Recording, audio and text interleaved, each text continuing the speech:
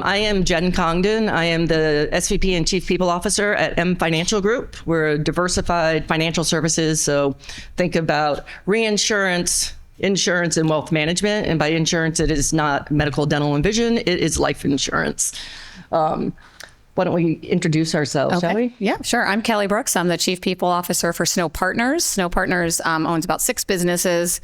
We have 2 ski facilities, a ski resort and a ski indoor, the first and only indoor ski dome in North America. And we also own a software technology company, a resort management platform that we use at our locations, as well as other resorts use our software. We have a 501c3 charitable organization that raises money to give back in our communities in the areas of prevention, awareness, and addiction and recovery, and mental health. And we have a ski bike company, which is kind of a separate thing. So we do a lot of things. So much fun. It's a lot of fun. So much fun. So much fun. My name is Adam Ping. I'm the VP of HR at ICCU. It's a credit union based out of Idaho. Our formal name is Idaho Central Credit Union, but we are expanding in the market. So we have moved that down to ICCU as we're expanding. And we operate out of Idaho, Washington State, and Arizona. And right now, I don't quote me on the statistic, but we're in the top 20 for credit union sizes, and we're growing pretty drastically, I would say. So just crossed over 15 billion in assets. So 2,300 employees. Excited to be here. And Adam, what did you learn? What did you learn this week about the credit unions?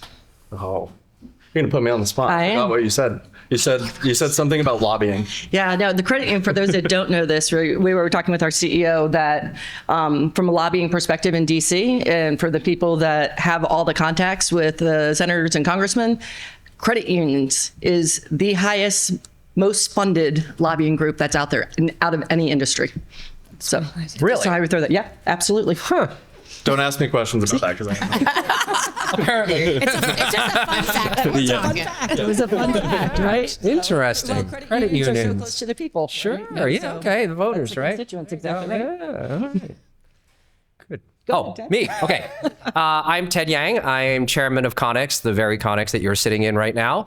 But I'm also a entrepreneur with several other different businesses, including Product Mind, which is an advisory that really nowadays does AI advisory work with a lot of other companies. I'm one of those people that just likes solving interesting and challenging problems. And so that's what we do. And I also do a bunch of public speaking of these kinds of things. And yes, there is another session I have tomorrow morning at 10 or something, 10:30. I don't know, AJ or 10. I don't know, whatever. So if you like this, you can go to that. If you don't like this, then better leave because, it's No, that's awesome. So today we're going to be talking about what's working, what's broken, and what's quietly transformative from an AI perspective.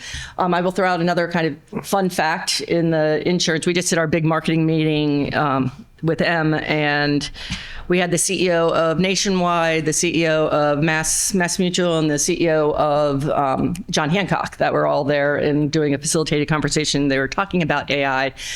Nationwide is investing $1.5 billion in AI technology over the next 5 years. They're doing the next 3 years, they're doing $100 million a year. And so as we think about the conversations that we're having and talking about, what's the risk reward and, how do you kind of measure what's working? What are the hidden cost implications? I thought maybe we could start with the cost implications of, what are you seeing as far as some of the hidden costs in AI and how it's being leveraged in organizations? I think one of the things is deciding whether you're going to build it yourself or you're going to hire somebody else, right? So are you going to hire a company to come in and help you either show you where AI you can leverage it, or whether and you need, you're not a tech company. So how do you build, an AI? How do you build a chatbot, right? So I think identifying, because it can get very costly, right? If you're using an outside agency, but then internally you don't have the resources yourself. So I think, you have to weigh that.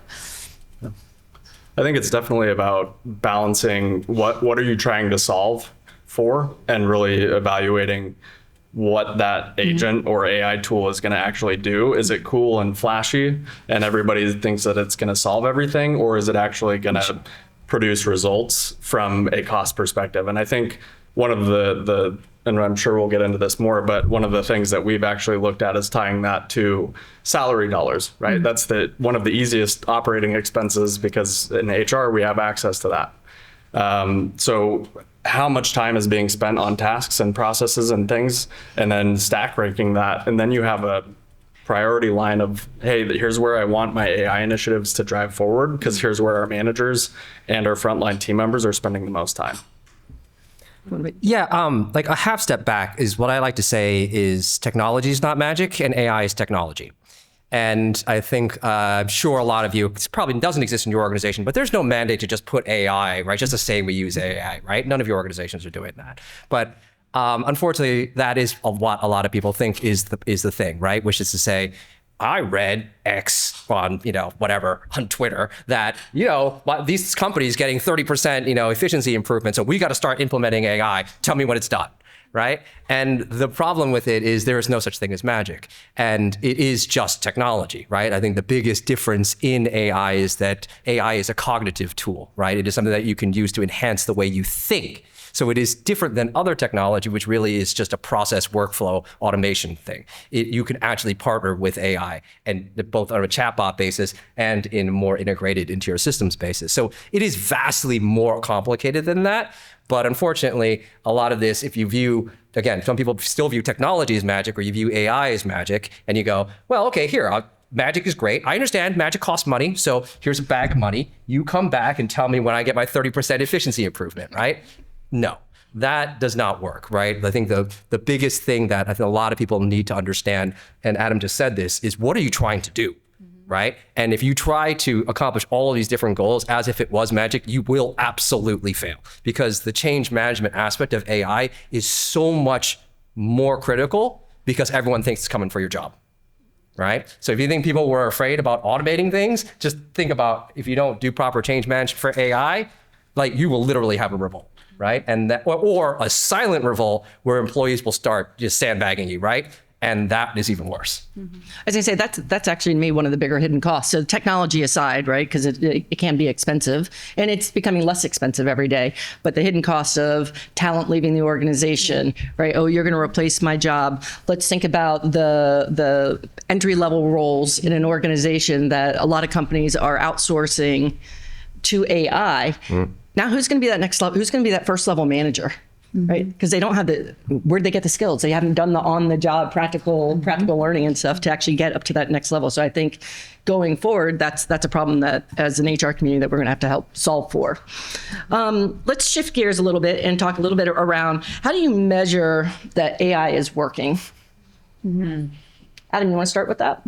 Yeah, I think one of the biggest things is it's one thing to build a tool and build this amazing product, but are your employees, your managers, your team members actually using that tool? You got to track that. You got to see how many people are using it, if it's being used, is it being used daily? And I think it's important to make sure that you're putting that tool somewhere that's accessible to everybody, right? Is it on your intranet? Is it on this hidden website that you have to click 5 files to get into? They're probably not going to go and use that. And so I think if you have the data to look at, how often is this tool being used? And then on top of that, what is it solving for? I think that's the question that you have to go back to is are we saving time or are we adding time? And if we're adding time, then it's not an efficient process. It's not working the way that it was intended to. Other thoughts? So one thing that I said at the pre-meeting was you need distinct KPIs. If you try to use the exact same KPIs you use today in your business and say, well, I want to improve just those exact KPIs, you will only come to 2 possible conclusions, which are get rid of everybody, replace them all with bots, right? Or this thing's absolutely useless, right? You have to think about this differently. And one of the reasons is because AI is by itself learning and iterative, right? So even when you say the project is done and we've implemented that, okay, let's say you're doing claims management. As you process more claims through the system, it will evolve in the way in which it performs, right? Hopefully for the better, right? And so if you really think about that as like, well, this is how it does, and this is how it's going to be, and like it's some kind of like static thing, because again, that's the way most code is today, right? It's deterministic code. You do A, B happens. That is not what happens when you do an AI implementation. It captures state and it iteratively changes the way in which it performs. And so for that reason alone, if you use the same KPIs, it's going to look bad, right, initially. Adam just brought up a good point, which I think is correct, which is the timeline that it takes. A lot of this, and I like to call it like tweak time, right, is it takes time to learn the tool and tweak the tool to get it to do what you're doing, right? And so that you can kind of see that iterative improvement, right? But that is, again, very different than many other implementations, technology or other implementations that you might be used to. Yes, you understand you got to invest time into it, but at some point you consider it done. Right. And I think for these cases, you really never do. And certainly not now when the state of the art just continues to leap and bound. Right. So you're talking about constant generation shifts and improvements, again, which just take further time and investment. So again, well, you said that it's interesting because there's that old saying that's like junk in, junk out. If you're not being thoughtful about what you're putting in and you're feeding it, you're going to get junk coming back out, right? I mean, that's exactly. So you put in the text platform by itself, that's not done, right? You actually have to have it work on your actual stuff before it will become, hopefully as good as or better. And your human augmented team can do get that 30% or more improvement, right? Mm-hmm. I mean, I think it ties so nicely to lean and continuous improvement. Exactly. Right. Yeah. So to your point, junk in, junk out, as we're implementing changes with AI and technology, are we looking at the upstream and the downstream implications of what we're doing?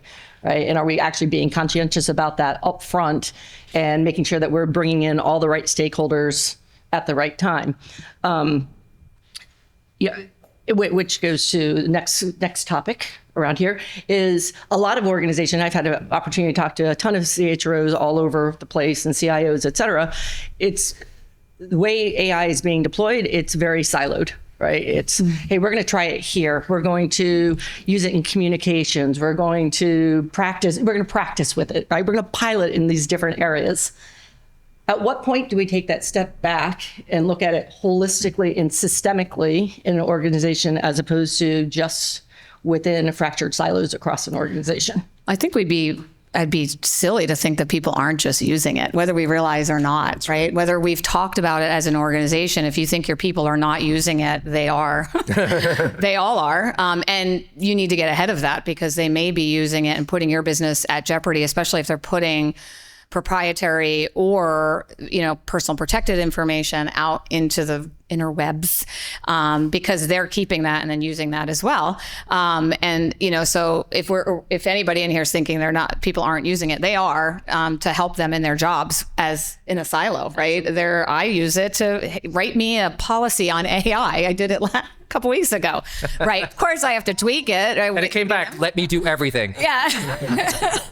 And I'm using it right now to enhance my job, right? To allow me to spend my time better spent instead of writing things where in a strategic, position. So, but yeah, I think we have to look at it and say, they're already using it.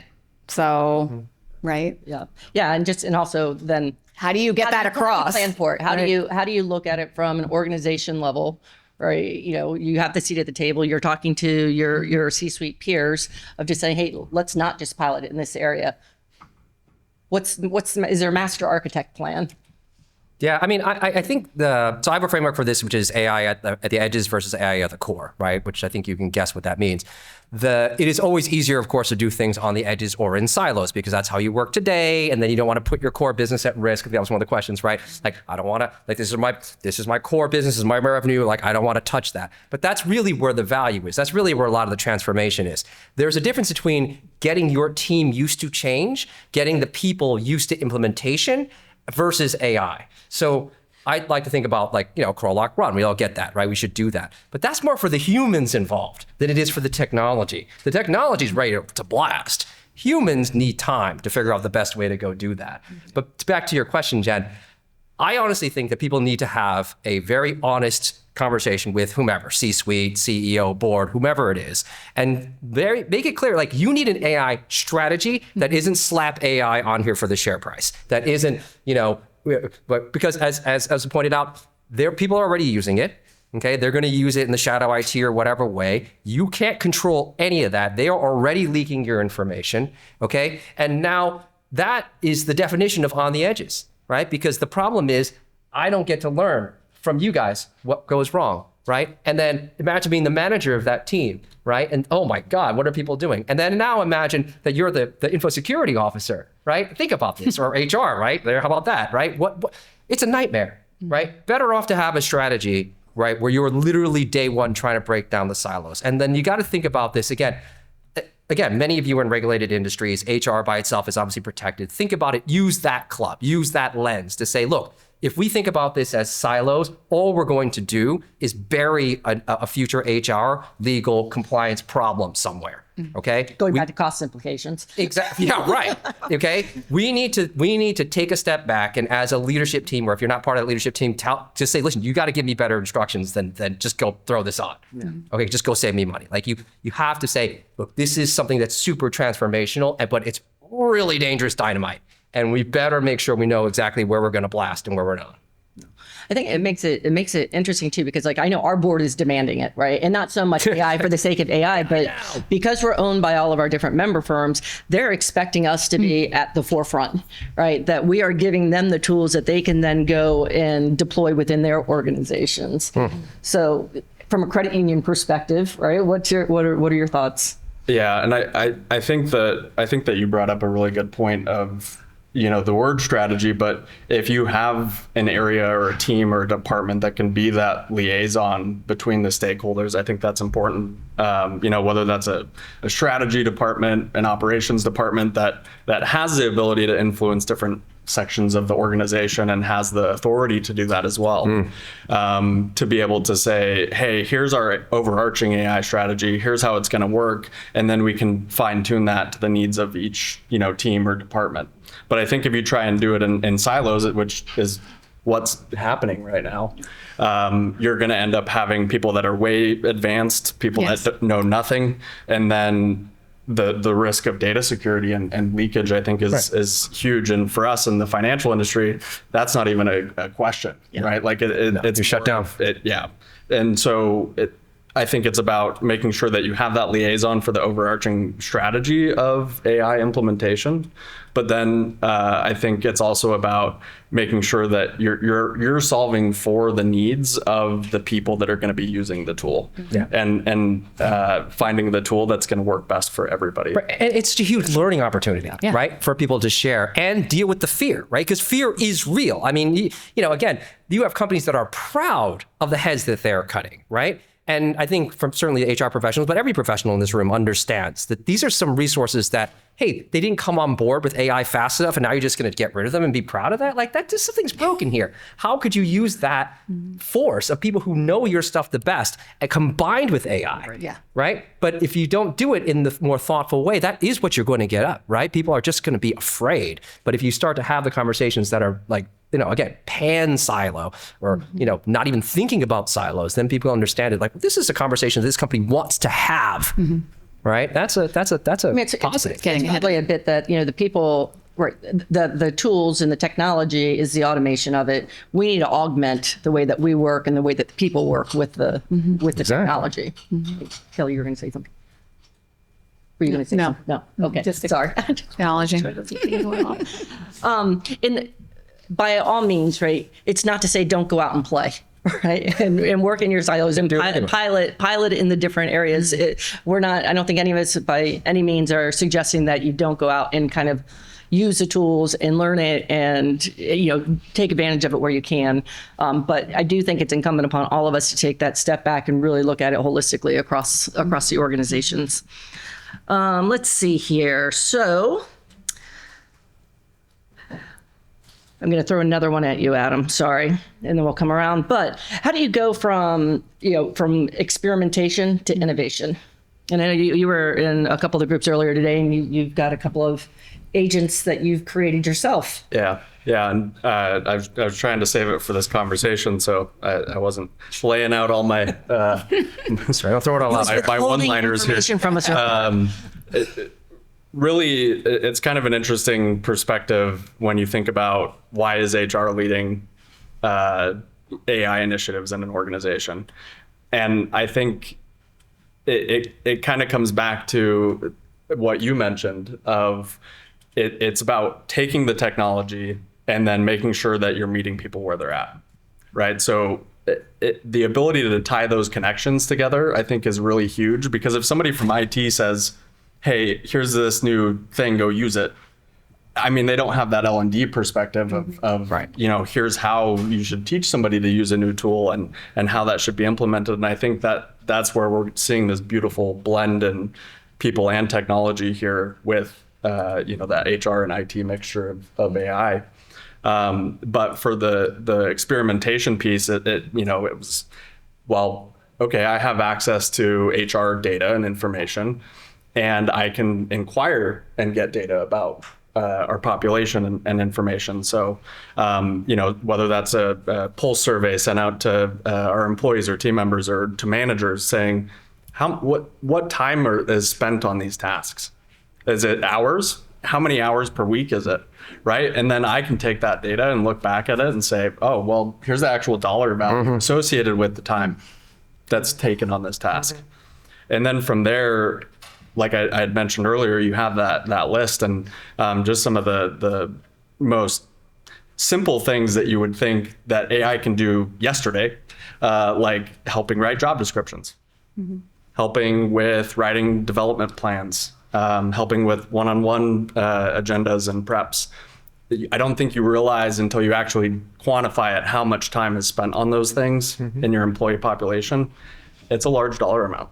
I think HR is totally prime for AI. There's so many administrative tasks. I mean, we were talking about in all these groups earlier of how much there's still paper involved. And so I think HR is a great place, because they have the resources. They understand people and how they're going to interact with a new technology, a new software. We're not tech people. I'm not a tech person, but I'm learning it.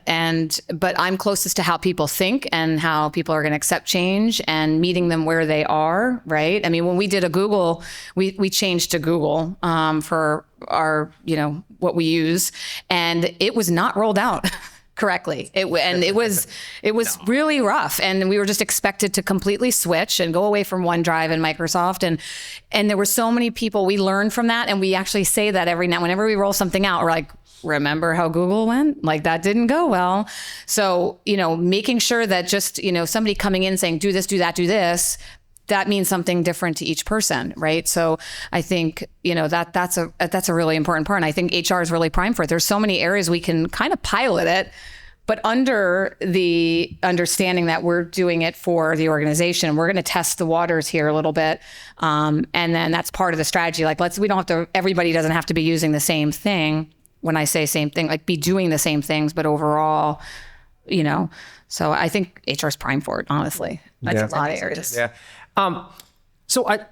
To me, this makes me think about how, how should the leadership of any organization define this? And I think it is incumbent to set like the norms and rules of what defines an AI project. And what I mean by this is you need to say, this is where this fits our company culture and where we're willing to do this, and this is where we're not. So we might be willing to have AI write fully a social media post, but not a job description. Okay, we might be fully ready to let it use to do emails, but no patient contact, right? Whatever, right? And you be very clear about that. And then you also be very clear about how the projects themselves are structured with the understanding, again, tweak time. This is new for almost everybody, including technologists, right? Anyone who says they've got years of experience, literally not possible, right? So it's new for everybody. So it's going to take an investment of time, and you need to give people permission to do that. You need to give people permission to be afraid. You need to give people permission to fail at this, right? In a real meaningful way, because it is so iterative. It may not be their problem.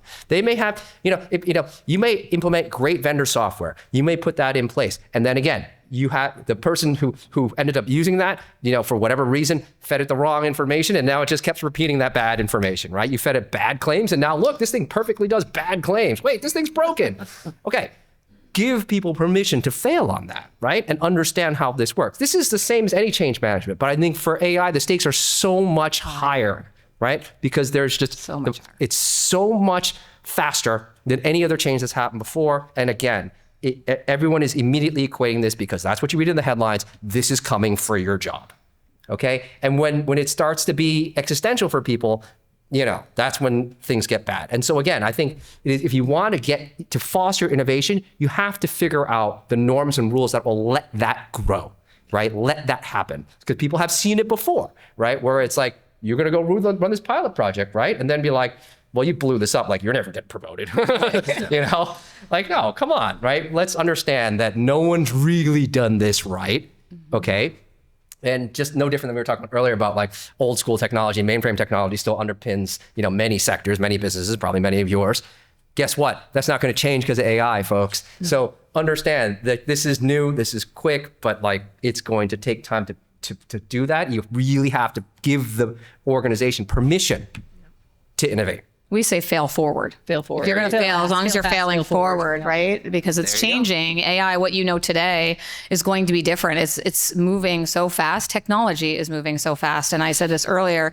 We have our tech company, and we say we're kind of flying the plane and building it at the same time, because it is get on board. It's a rocket ship. It's not even a plane. We're on a rocket ship, and you're either on or you're off. And if you don't like change, you're going to have a really hard time, because we are here today. And like, oh, by the way, somebody mentioned something, and our head developers like, we could do that, and we're like, pivot, right? And then our poor resorts are the end product. They're the testing grounds, so they're always seeing new fun things that the tech is building. But you have to fail forward. You got to keep. It's okay to fail, learn from that, and don't do it again, right, and move forward. Right? Fail forward once or twice? Yeah, twice maybe. There you go. Right. It's interesting. So just for practical, useful tools and tips, the other day, so we're a smaller organization. We don't have that many internal employees. We have like 250 employees, right? Our member firms comprise probably another 2,000 people that are an extension of us. I took every single job title in our organization, I put that into AI, and I said, tell me all the LinkedIn learning applications for each of these job titles on how they can embed AI in what they do. It was fascinating. So now I can go back to the organization where they're saying, oh, well, yeah, but my role, I can't use AI in my role. I'm like, well, actually, here's a LinkedIn learning course that will tell you how, as an actuary, you can write some modeling that's going to make it more efficient for you to do your job. So it's still fun to play with. Cool. I mean, tie it with the different, there's so much information that's out there. And so have fun with some of the creativity behind it. I want to build on that, because Yeah. I think that when we think about AI and what it's capable of doing, I think it's only as capable of the most creative person using it. Yep. Right. And I think that within your organization, if you lack that creativity in your core culture, you're going to have problems with finding things that are going to solve for your specific business problems. You need to have people and give them the freedom to make mistakes, to say, hey, here's this crazy idea I have. I want to go look up how somebody can use AI and LinkedIn Learning it from an L&D perspective. I want to look at it from, how many individuals are performing certain tasks or whatever that might look like, and allow them to do that and use that. We have a strong culture in our company of, so our CEO and owner is a Lean Six Sigma black belt, and one of our companies is a process improvement company, and we use a lot of idealized design. So if you're going to change a process, we don't just, I think it's the ACOF model. It's like a triangle. I don't know if you've ever seen it. And if you make an improvement, typically companies will just make about a 10 to 15% improvement over what they did. They take what they do today and they make small enhancements.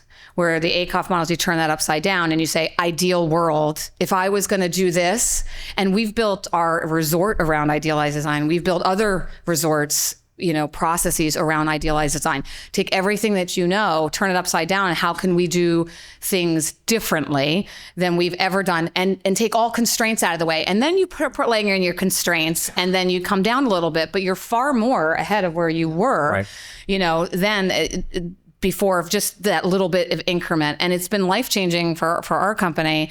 And it's really how our mindset is. So for using that with AI is like, okay, not just take what I'm doing now and do it a little bit better. Like, what could it really do? What could we really have it do that is not maybe taking someone's job? It's something that we need somebody, data analytics. Like we keep talking, do we hire a data analyst? Do we need one? Maybe we can leverage AI for that. So it's not necessarily taking a job away from somebody. It's a skill and it's a speed that we don't have. Right. Well, I think going with that lean, continuing down that lean and CI thread, right? And with what you were saying, Ted, and with you, Kelly, if you think about companies that do continuous improvement really, really well, they're not doing continuous improvement to eliminate a role, right? They're doing continuous improvement to free up capacity for that person to do something more strategic, More high more value. value add, right? And AI to me is it's another extension of that, right? It's not about necessarily eliminating all these roles, but how are we freeing up that brain power to do something Or create. Yeah, I mean, better? we're using the word AI here and we're interchangeably, but mostly we're talking about transformer-based large language models, right? If you don't know what that means, ask ChatGPT, it'll tell you. But I mean, the point being, these are probabilistic models, right? These are models that are trained on the corpus of human thought, human writing, right? They are remixes, I call them, right? They are probabilistic, literally probabilistic engines that are trying to recreate what it has seen before. That doesn't mean it can't find interesting, novel things, but what it does mean is that human judgment is paramount, right? Yeah. So that is like, I have some principles about this, but one of them is keep human judgment at the center, or keep your judgment at the center, because that is what is possible. And it is so easy to forget, because another principle is treat like AI like an intern, because like an intern or a junior employee, it is super, super eager, will never admit it doesn't know something, and says, hey boss, look what I did. Ooh, ooh, ooh. Like, look at one this, and it's completely and utterly wrong, right? Utterly wrong and literally made up, right? Just like a junior employee might do if they were over eager to impress you, right? And so for those reasons, the human judgment aspect, right? Yeah. That's what makes a huge difference in terms of what you can do that would be successful versus not successful. Well, it's right? not getting lazy, right? If you That's right. if And you then you won't get use AI too much, you get lazy at doing your own thing, and that's very dangerous. And that's one of those hidden costs. Right. It is very bad at thinking, true thinking, right? That is evolving, and we'll see what that means, right? But certainly for now, right, in the current state, at least for today, I don't know if they whatever, OpenAI will release something tonight, but you are the better thinker, right? You're the person that can be creative, as you said earlier, Adam, right? That is the value add that you can bring distinct. It can be the world's best doer. It can actually help you make strategy. It can help you research so many different things that you can't do because, 24/7, doesn't complain, all these wonderful things, right? Access to infinite data, But the thinking, right? That is still when it comes to something novel, to something unexpected, that is still something that humans are vastly, vastly better at than any large language model. It continues to get smarter. So I think in the Vegas conference, when we talked about AI, I mentioned that I'll put my board slides into AI and say, hey, based off of this data that's in this presentation, what types of questions am I going to get from the board? All right. So I've modified that today, right? Where I'm like, based off of this personality type with this background, and listed all of the background of all of the board members. I said, what questions am I going to get based off of this slide? And it is amazing at how spot on it is. It's cool, right? Yeah. But and just think about that, because that's a probabilistic thing, right? It has seen, because it's been trained on thousands or tens of thousands or hundreds of thousands of board decks. Yeah. So that's good. That's a good case of pace ability. But of course, you wouldn't say, now send an email to each of my board members. Exactly. Don't ask try me this that at home, question. kids. It's better. And what's the answer? So what else are you all seeing as far as just like kind of creative, innovative ways that you're leveraging this technology?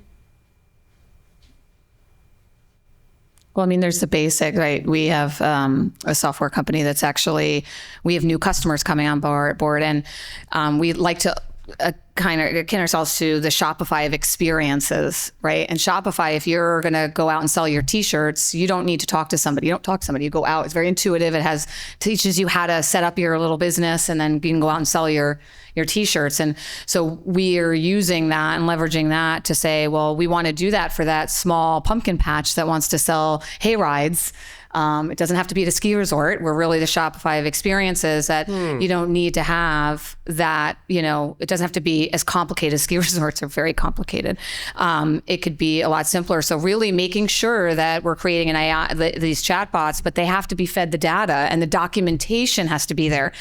That's a lot of time, right? You have to document what you're seeing and what you're doing, and anticipate their questions you know what they are. We're taking those. We have QA and such, but making sure that our end users of our product, and then, because right now it's people that are answering those questions, and those people are taking time on simplistic answers, right? It's kind of like, is the computer plugged in? Right? Like, is it turned on? Right? That's time away from what could be spent on more meaningful issues or problems that our clients are having, right? Like they're not able to sell, they just launched their season pass sale and they're not able to sell their season passes. Okay. That's a problem. That's revenue. And that is getting in the way of the person who says, I don't know how to build this product. Well, if we had that built for them. So we're spending a lot of time on, but the documentation has to be there for the AI to learn, right? And then it knows, it'll get the request, it'll start to build on it, but getting all of that in has been great for the end, client, on the client side, not even on the internal side. Awesome. What about you, Adam? I think one of the with it being a credit union, our main individuals that we're serving are members in our community, right? And that bleeds into our organization as well, right? From an HR perspective, we serve our team members, right? Our customers are our team members, and which then their customers are our members, right? And I think when you're able to think of it like that and communicate that message using the same language you've always used, AI isn't coming for your job. It's really not. AI is here to enhance the talents that you already have, right? So take a look and take a step back and say, what does this person do today? And in a perfect world, in a dream state, what would they do? And where could the monotonous tasks be replaced with AI so that person can then do extra things? So I think when you're communicating that message to your employees and team members, I mean, of course, unless your plan is to do a RIF, which is still, but I think that's important to make that message very clear that, hey, from this perspective, we're looking to enhance the things that you're already doing or don't have the skills to have, automatically do that for you. So with that, I think it's important to look at each individual function and role and really find what that is. And I think that's where you're going to start seeing a lot of that creativity. Like, go to that team, Right. Go to that department and say, what's the hardest thing you do?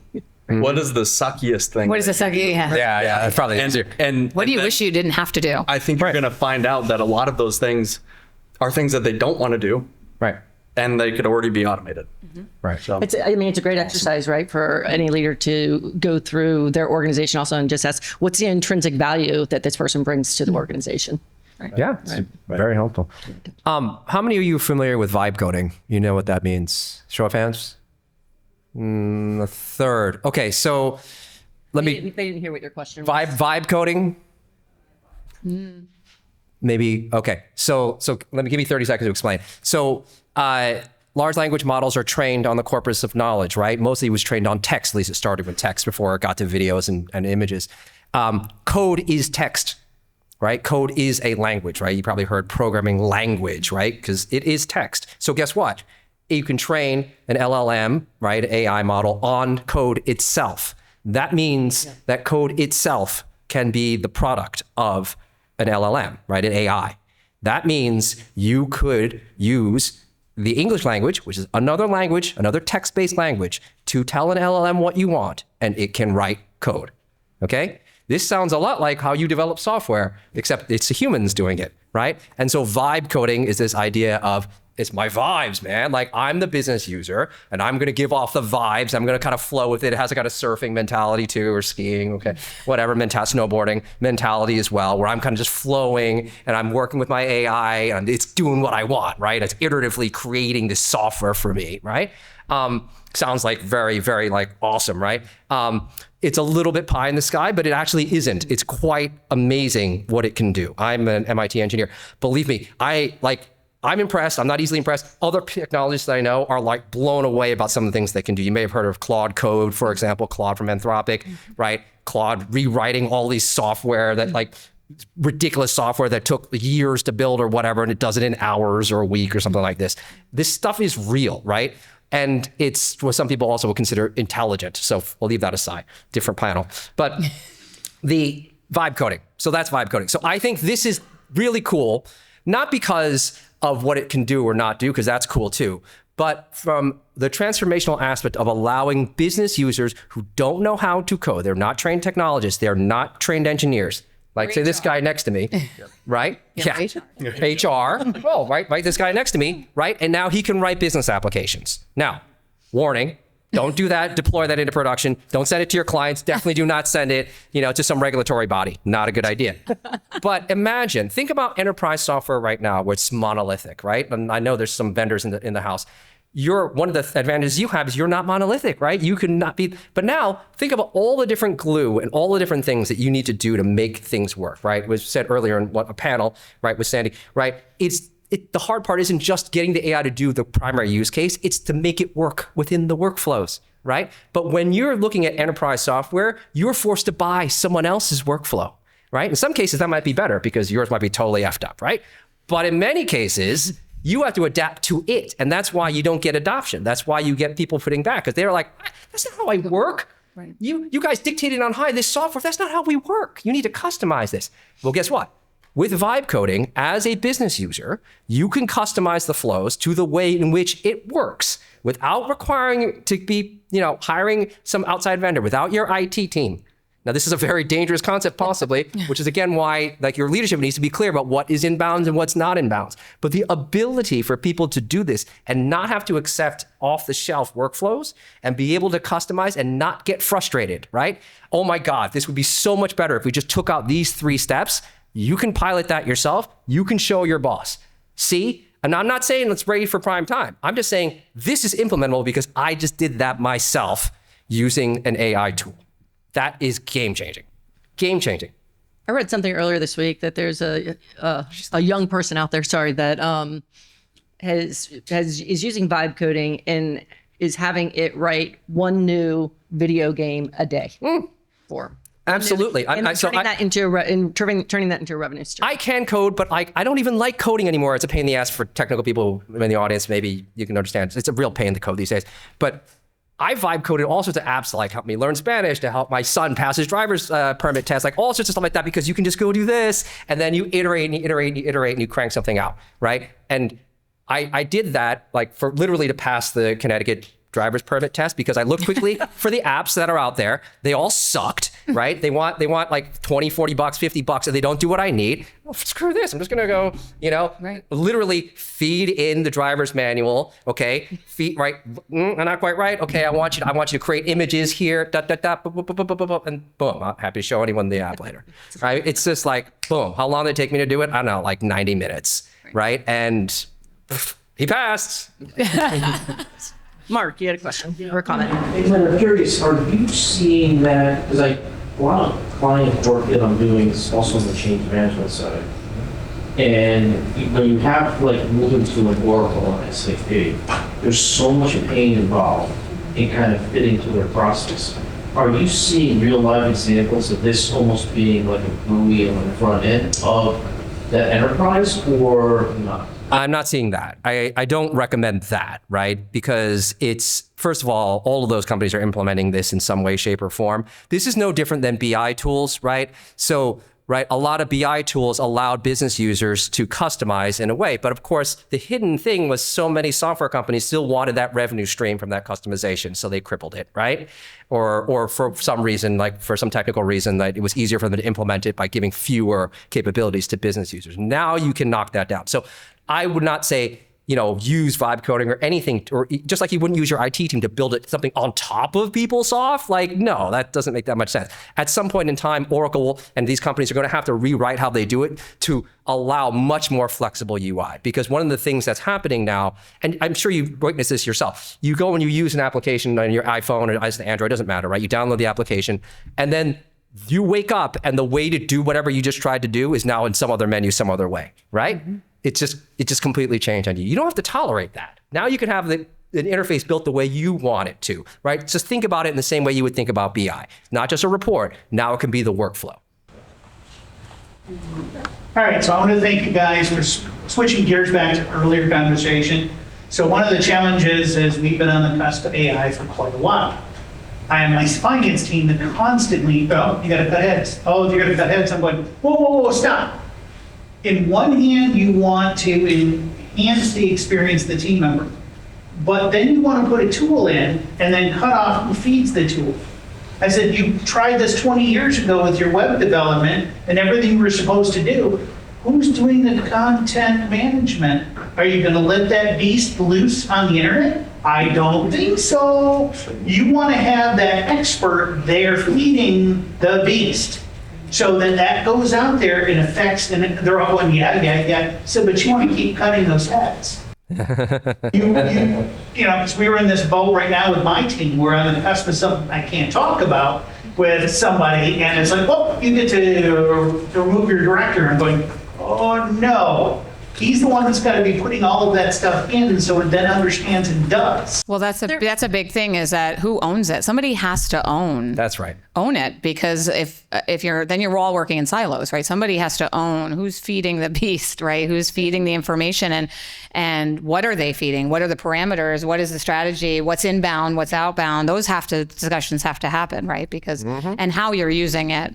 But yeah, who owns it? That was a question that when we talked earlier, like who's owning it? It's no different as your payroll system. We have one person who just doesn't own it. I mean, but she's the guru, right? When there's an issue, you go to her with it, right? If you have an issue with this in Paycom, we go to her, and then she'll go to Paycom, right? Like kind of all filter in, because she's the expert in that in that world. So somebody has to own it, right? Yeah, and yes. I would take advantage of also, like, when you're going back to your finance leader, of just saying, hey, we know that these 10 people are going to be retiring in the next 8 months. So instead of letting other people go now, let's leverage the tool and the software to actually capture the knowledge transfer. Oh, yeah. That be the And usually that kind of sort of works. You get about 50-50 there. I've literally had to pull the CFO aside, the old one, not the new one, and say, okay, let's get you in simple terms. You want me to buy a chainsaw. You want me to go clear this area for you, but then you don't want to take care of that chainsaw. You don't want to put gas in that chainsaw, and you don't want to oil that chainsaw. You just want the chainsaw. Yeah. How long is that going to work? Exactly. And the guy looks at me and goes, oh God. I went, yes. There you go. There you go. Cracked it. Yeah, thank you. So as a software company with some software deployed and much yet to be built, in this new age, we use the tools that you spoke about. My senior engineers have access to that cloud tool. What becomes defensible in the future? Because I think forward 3 years and 5 years, like, how do you build moats around what we're building today that will take a fraction of the time in 3 years that it takes now? Yeah. So it's not easy. I think the answer is evolving. But here's my personal answer for right now, which is it's never really been about the technology. It's been about the relationships and your ability to build together with your clients the proper workflows and whatever, right? If you're, again, I don't know you guys, we just met last night. I don't know your application or how this works. So many applications are GUI, okay? So many applications are GUI. They're basically just, interface, graphic user interface, sitting on top of a database, right? Those are gone. If that is all the value add, i.e. you didn't add any workflow enhancement, you didn't do anything if that's all you are, is like you're just a gateway on top of some database, essentially, that will just get blown away. There's no moat, and there shouldn't be a moat, right? But your ability to work with customers and understand where is the value add and what problems are we actually solving, right? That is not something that AI can do. Right? If you ask it to prioritize, it's really bad at prioritizing, right? Don't do this, okay? Don't do this, right? Like human prioritization is going to be vastly superior because you're not quite sure, right? All of the metrics that are necessary to fall into prioritization, right? There's a little bit of intuition that has to happen in a way that is not as quantifiable, right? As you might want it to be. But back to your point.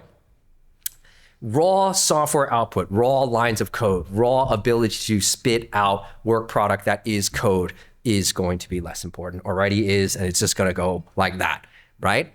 What does that mean? That means that you're going to see a merging together with business users. You're going to see a merging together with basically product people versus coders, right? Mm-hmm. People who understand the problem you are solving, and they can also, more importantly, know where the puck is going, because AI can't do that very well. Maybe it will, again, wait for tonight's announcement from Sam Altman. But like where the puck is going, that's what you do better, right? And the relationship that you're going to have with the customer to go build that. Well, the other thing is good software doesn't hide bad processes and practices. It accentuates it, right? Exactly. And so like one of the things that I love about our company is that we're a software development company, but we're also we have another process improvement company, and that's what we do is we are very careful about the clients, the other resorts. We don't take you on if you just want to have a ticket booth and a long line again, and you just want to use SnowCloud. That's not going to work, and we're probably not going to work with you, because SnowCloud's really there to revolutionize the way that you do its processes and software together. Yeah. Exactly. Right? So it has to be that way, or you're not going to be happy with the software, because it's going to accentuate your inefficiencies even more. All right, I have one quick question for this group, because I know I'm getting the hook from Andrew. How many people in here use AI today to communicate for communications, to write your comms? Right. Wow. I have two suggestions, one of which I am confident that you all are doing around that is, one, make sure you ask it to cite its sources, and two, ask it not to plagiarize. Right. And so if you're not thinking about plagiarism with that, it's just something to add to your communication. So just two fun little tips out there. That's a good point. Cite your sources, don't plagiarize. Yeah. And I think with that, I'd like to thank everybody on the panel. You guys did a fabulous job. You did a great audience. Thank you.